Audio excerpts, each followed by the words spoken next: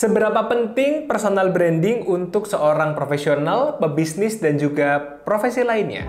Bersama saya Andin Rahmana, co-founder dan business director di Cikal Bakal Kreatif. Mari kita bahas dalam Unfold the Ideas.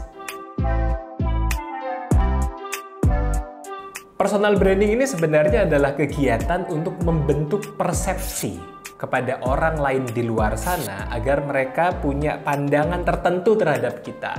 Utamanya agar mereka bisa melihat apa yang menjadi keunggulan kita dan ekspertis di bidang kita. Sehingga akan muncul potensi kolaborasi baru karena mereka mempercayakan proyek mereka atau apa yang akan mereka lakukan selanjutnya dengan kita yang memiliki keunggulan tersebut. Kita ambil contoh kasus personal branding yaitu saya sendiri. Saya memulai konten saya di Twitter sejak tahun 2020 sebagai seorang digital marketer yang suka berbagi. Dan konten-konten berupa thread tentang digital marketing yang saya tulis mendapatkan respon yang luar biasa positif.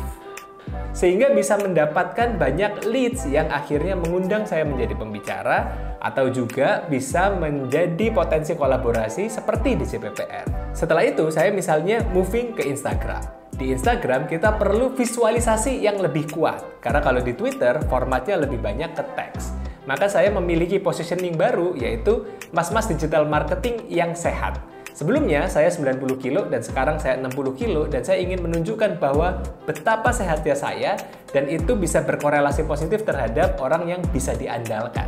Nah, saya akhirnya membuat konten jogging digital di mana saya menjawab pertanyaan-pertanyaan seputar digital marketing sambil jogging. Nah, konten ini akhirnya memberikan persepsi positif bahwa orang yang sedang menjawab pertanyaan ini memahami konteks digital marketing dan juga reliable karena orangnya ini sehat dan bisa diandalkan. Nah, dari situ muncul follower-follower baru dan bisa menjawab banyak sekali keluhan-keluhan teman-teman tentang digital marketing. Kontennya naik dan juga persepsi positifnya ikut naik. Apakah misalnya profesi kita adalah fotografer? Saya ingin dikenal sebagai fotografer yang suka berpetualang. Atau saya ingin dikenal sebagai ibu rumah tangga yang selalu masak masakan Jepang yang enak.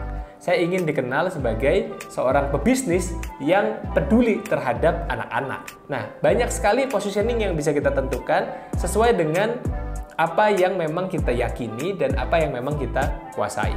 Setelah itu, teman-teman bisa memilih medium yang paling teman-teman sukai.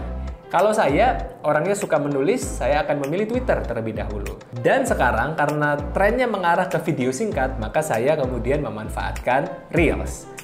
Untuk bisa memulai proses personal branding ini, yang pertama kali harus kita tentukan adalah mengidentifikasi apa yang menjadi expertise kita. Kita juga harus tahu kita ingin dikenal sebagai seorang yang seperti apa.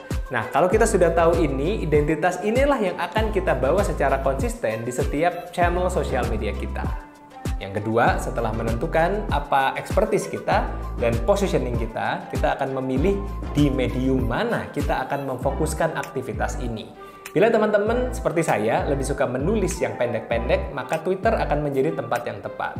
Bila teman-teman memang ingin tampil secara visual, maka Instagram, TikTok, atau YouTube bisa menjadi tempat yang mewakili keinginan untuk tampil dari teman-teman sekalian.